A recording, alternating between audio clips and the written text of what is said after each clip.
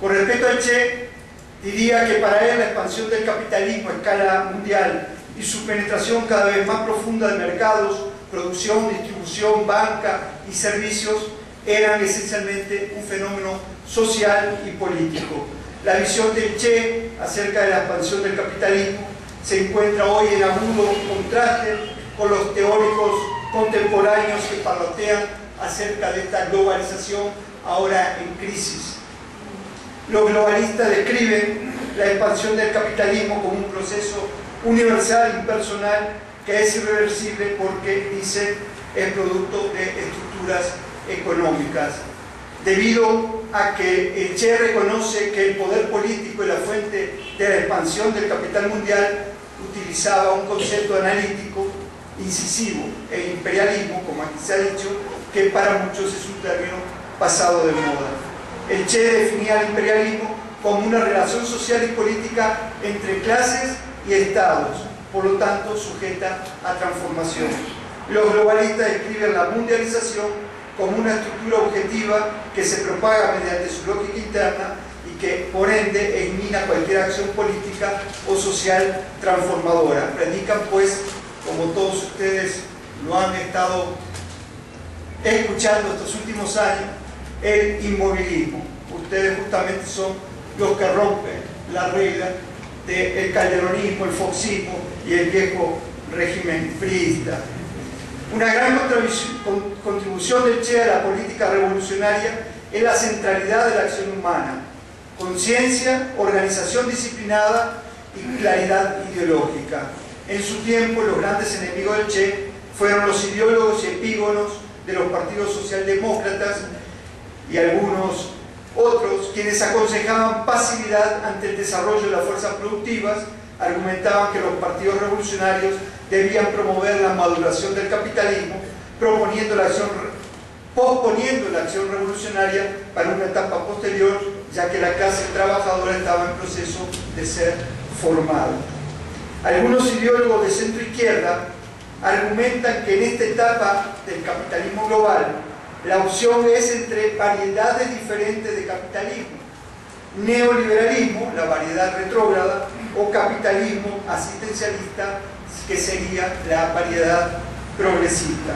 Junto con su acomodamiento al capitalismo, argumentan que las tareas actuales de la izquierda giran alrededor de modernizar la economía, reformar al Estado y descentralizar al gobierno. Detrás de esas formulaciones generales se encuentra la noción de que la revolución social es imposible debido a la globalización o de que queda pendiente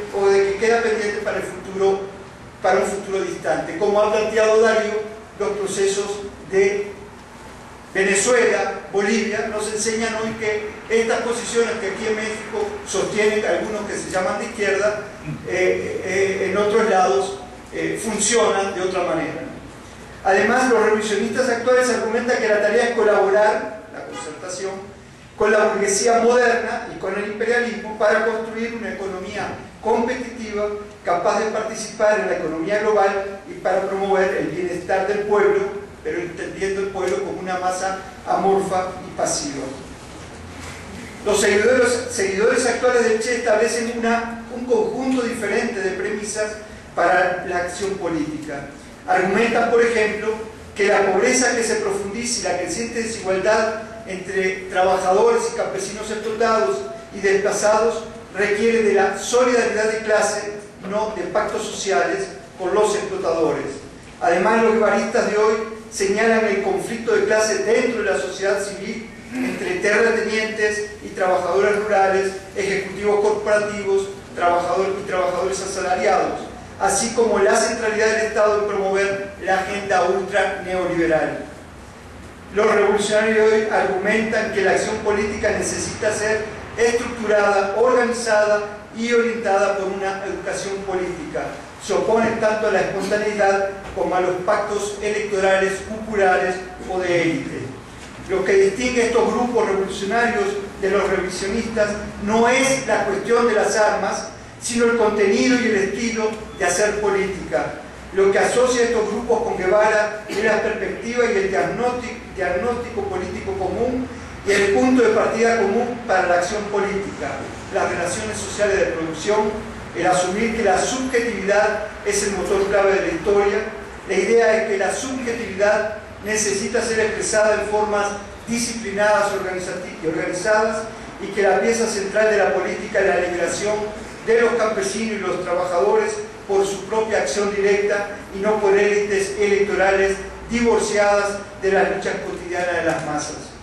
Esto no quiere decir que estas fuerzas revolucionarias no participen en la política electoral o que no busquen apoyo en partidos electorales próximos a sus posiciones políticas. Significa que la política electoral y que las alianzas multiclasistas están subordinadas a políticas de acción directa y a su agenda programática.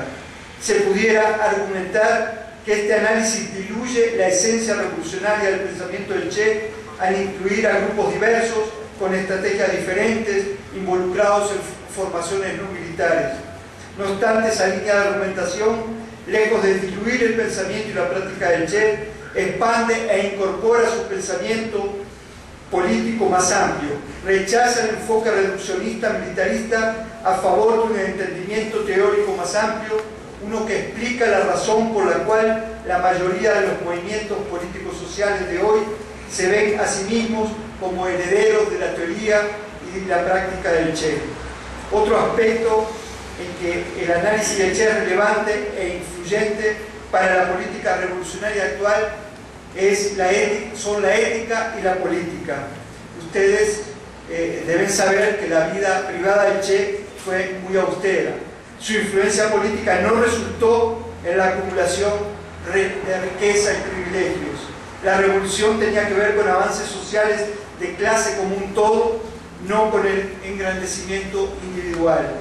Cuanto menor la distancia material entre líderes y seguidores, tanto más probable que compartan los mismos problemas y que los líderes respondan a las mismas necesidades y problemas de la generalidad de la población. Las gratificaciones del liderazgo no se encuentran en recompensas materiales o en privilegios. Un líder es recompensado con respeto, reconocimiento y autoridad entre las bases. Hace unos años, ya se mencionó aquí, lo mencionaba Luis, este travestista de la política, Jorge Castañeda, andaba diciendo que el Che era un autoritario. El Che no necesita defensores, enseñó con su ejemplo. En la lucha guerrillera sufrió las mismas privaciones y dificultades y tomó los mismos riesgos que los demás a pesar de su asma. Su estilo pedagógico era que el aprendizaje estaba basado en observar lo que uno hacía, no solo lo que uno decía. Solo la verdad es revolucionaria, decía hace tiempo otro uruguayo que vivió acá en México, Carlos Quijano. Solo la búsqueda de la verdad, decimos nosotros, de la verdad histórica, de la figura del Che, de Allende y de muchos hombres y mujeres anónimos es revolucionaria porque revela seres humanos nobles y defectuosos de carne y hueso. Hasta Aquiles, un semidios, tenía su talón vulnerable. Por eso los lacayos del imperio se pintan solos. Fidel no olvidó al Che en Bolivia, tampoco América Latina se olvidó del Che, y eso es lo que quisieran los globalistas y los revisionistas. Quieren un Che bien muerto para siempre, pero su vigencia ética y política lo sigue derrotando, igual que lo está haciendo la memoria y el pensamiento vivo de Allende. Gracias.